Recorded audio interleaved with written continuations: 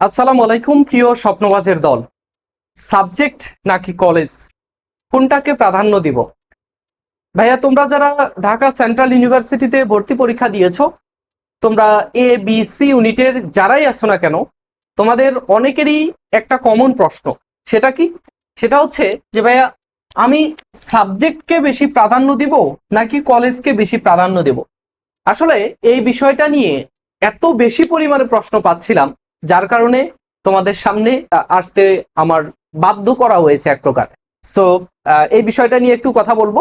আচ্ছা, আমাদের subject select করব নাকি কলেজ সিলেক্ট করব, সেই বিষয়টা তোমরা নিজেরাই একটা সিদ্ধান্তে আসতে পারবে কয়েকটা বিষয় জানার পরে। সেই বিষয়গুলো কি?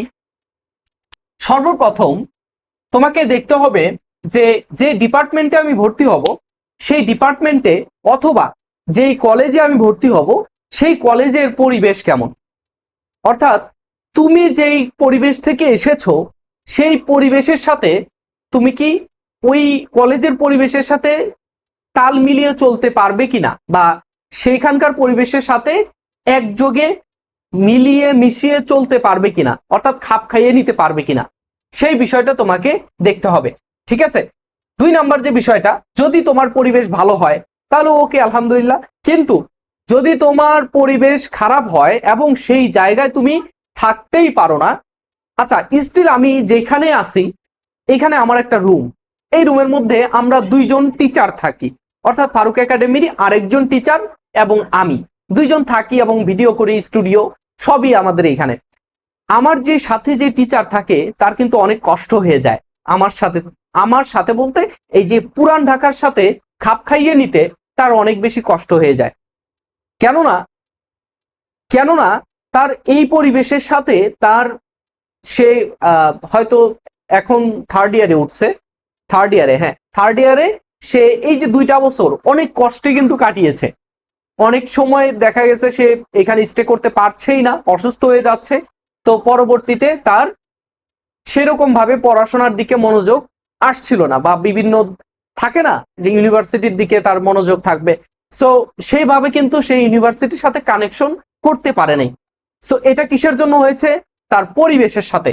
সো তোমাকে সর্বপ্রথম দেখতে হবে যে তুমি ওই পরিবেশের সাথে খাপ খাইয়ে নিতে পারবে কিনা। ঠিক আছে? আচ্ছা, 2 নাম্বার যে বিষয়, সেটা হচ্ছে তুমি পার্ট টাইম জবের সুযোগ কেমন পাবে ওই এরিয়াতে, অথবা ওইখানে পড়াশোনা করলে তুমি পার্ট টাইম জব তোমার হ্যান্ডেল করার জন্য তুমি কতটুকু সুযোগ সুবিধা পাবে, সেই বিষয়টাও তোমাকে দেখতে হবে।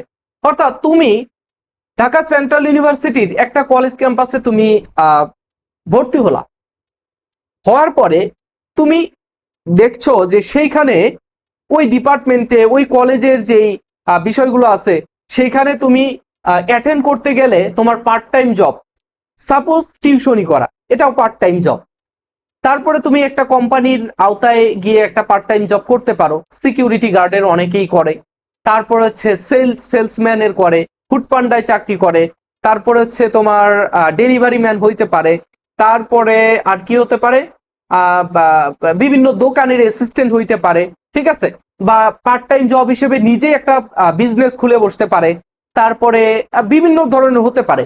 সো এরকম পার্ট টাইম জব সেখানে করার সুযোগ সুবিধা থাকে কিনা, সেই বিষয়গুলো তোমাকে দেখতে হবে। ঠিক আছে? সেইগুলো যদি থাকে তাহলে ওই ক্যাম্পাসে তুমি ভর্তি হবা, আর না হইলে তোমার জন্য যদি কষ্ট হয়ে যায় তাহলে তুমি ওই ডিপার্টমেন্টে বা ওই কলেজে তোমার ভর্তি হওয়ার প্রয়োজন নাই, যেখানে সুযোগ সুবিধা আছে সেখানে ভর্তি হও। নয়তো এই যে 5-6টা বছর, অনার্সের 4 বছর, মাস্টার্সের 1 বছর, তোমার জীবনটা একেবারে জাহান্নাম হয়ে যাবে। ঠিক আছে? আচ্ছা, 3 নাম্বার যে বিষয়, সেটা কি? সেটা হচ্ছে যে ওই সাবজেক্ট অথবা ওই ওই কলেজের সার্টিফিকেটের মূল্য কেমন, ওইটার ভবিষ্যৎ কেমন, এটা একটা বিষয়। দ্বিতীয়ত হচ্ছে তোমার ওই সাবজেক্টের ভবিষ্যৎ কেমন। দিন শেষে আমাদের বাংলাদেশি যারা রয়েছি, আমাদের একটা চাকরি লাগে, তাই না? আমাদের একটা চাকরি লাগবে। আমরা যতই নিজেরা উদ্যোক্তা হই না কেন, যতই আমার বাবার টাকা থাকুক না কেন, দিন শেষে রাজার ধনও শেষ হয়ে যায় বসে থেকে খেতে খেতে। তো দিন শেষে তোমাকে কি করতে হবে, যে এই পড়াশোনা করে একটা চাকরি তোমাকে নিতে হবে, ঠিক আছে? তো একটা চাকরি যখন তুমি নিতে চাবা তখন তোমাকে দেখতে হবে কোন সাবজেক্টে তুমি ভর্তি হচ্ছ, সেই সাবজেক্ট অনুসারে তোমাকে একটা ভালো ভবিষ্যৎ গড়ে তুলতে হবে, ঠিক আছে? ওকে, তারপরে 4 নম্বরে আসো যে ওই ডিপার্টমেন্টে সেশন জট কেমন আছে। তুমি যে ডিপার্টমেন্টে ভর্তি হতে চাচ্ছ বা যে ডিপার্টমেন্ট তুমি পাচ্ছ সেই ডিপার্টমেন্টে সেশন জট কেমন। যদি সেশন জট হয় তাহলে ঠিক সময়ে তোমার পরীক্ষাটা হচ্ছে, ঠিক সময়ে তুমি ক্লাস করছো, কিন্তু তোমার রেজাল্ট ফিডব্যাক পাওয়ার ক্ষেত্রে তোমাকে অনেক দেরি করতে হবে, অপেক্ষা করতে হবে। তোমার বন্ধু বান্ধব মনে করো ঢাকা বিশ্ববিদ্যালয়, জগন্নাথ, জাহাঙ্গীরনগরে, রাজশাহীতে পড়াশোনা করে তোমার বন্ধু বান্ধব একই সেশনে, তুমি একই কলেজে পড়েছো, একই ইন্টারমিডিয়েট তুমি একসাথেই শেষ করেছো, কিন্তু দেখা যাচ্ছে যে পরবর্তীতে তোমার ওই বন্ধু বান্ধব বের হয়ে এসে চাকরির জন্য পড়াশোনা শুরু করছে আর তুমি এদিকে অনার্সের 3rd ইয়ার ফাইনাল ইয়ার শেষ করতে পারছো না। সো এটা হচ্ছে একটা প্যাথেটিক বিষয়। আরেকটা বিষয় হচ্ছে যে সুযোগ সুবিধা। তুমি ওই ডিপার্টমেন্টে বা ওই ইউনিভার্সিটিতে ভর্তি হচ্ছ, ভর্তি হওয়ার পরে বা আমরা মেইনলি আলোচনা করছি ঢাকা সেন্ট্রাল ইউনিভার্সিটির। সেন্ট্রাল ইউনিভার্সিটির মধ্যে 7টা কলেজ ক্যাম্পাস আছে। এই 7টা কলেজের মধ্যে তুমি যে কোনো একটাতে ভর্তি হয়েছো, সেখানে ভর্তি হওয়ার পরে তুমি ওইখান থেকে সুযোগ সুবিধা কেমন পাচ্ছ, ওই ডিপার্টমেন্টে তুমি কি ডিপার্টমেন্ট সবসময় কি তোমাকে প্যারা দেয় নাকি একটু সুযোগ সুবিধা দেয় নিজের মতো করে একটু বাঁচার জন্য, তো সেই বিষয়টা তোমাকে একটু দেখতে হবে, ঠিক আছে? অনেকে সেকেন্ড টাইম ভর্তি পরীক্ষার প্রস্তুতি নেয়, তো দেখা যায় যে এই ডিপার্টমেন্টে ক্লাস প্রত্যেকদিন করতে গেলে তোমার আর পড়াশোনা হয় না, সেকেন্ড টাইম ভর্তি পরীক্ষার প্রস্তুতি নেবে, এই জিনিসটা করতে পারো না। সো এই জিনিসটাও তোমরা একটু মাথায় রাখবে। আর তোমাদের এই জিনিসটা সেকেন্ড টাইমের কথা বলতে গেলে আমার বলতে হয় যে আমাদের সেকেন্ড টাইম একটা এক্সাম ব্যাচে ভর্তি চলছে, আমাদের ট্রাই এগেন এক্সাম ব্যাচ। যে এক্সাম ব্যাচে গত বছর আমরা ভর্তি করেছি, সেখান থেকে আমাদের মুহাইমিন ঢাকা সেন্ট্রাল ইউনিভার্সিটিতে 5ম স্থান অধিকার করছিল। তারপরে সেকেন্ড টাইম দিয়ে কিন্তু সে জাহাঙ্গীরনগরে পড়াশোনা করছে, ডিপার্টমেন্টটা যেন কোনটা আমার খেয়াল নাই। সো সেই একটা ডিপার্টমেন্টে পড়াশোনা করছে জাহাঙ্গীরনগর বিশ্ববিদ্যালয়ে সেকেন্ড টাইম ভর্তি পরীক্ষা দিয়ে। সো তার মতো যদি তোমরাও সফল হতে চাও অবশ্যই এই এক্সাম ব্যাচে জয়েন করবে। আমাদের ধারাবাহিকভাবে অনেকগুলো পরীক্ষা দিয়ে তুমি প্র্যাকটিস করতে পারবে, চর্চার মাধ্যমে তুমি একটা ভালো প্রস্তুতি নিতে পারবে। সো যারাই ভর্তি হবে 199 টাকা দিয়ে তোমরা জাস্ট নামমাত্র মূল্যে এখানে জয়েন করতে পারো, ইনশাল্লাহ তোমাদের ভালো একটা সার্ভিস দেওয়া হবে। ওকে, এরপরে তোমাকে আরেকটা বিষয় দেখতে হবে যে ওই ভার্সিটি বা ওই কলেজের অবস্থান কোথায়।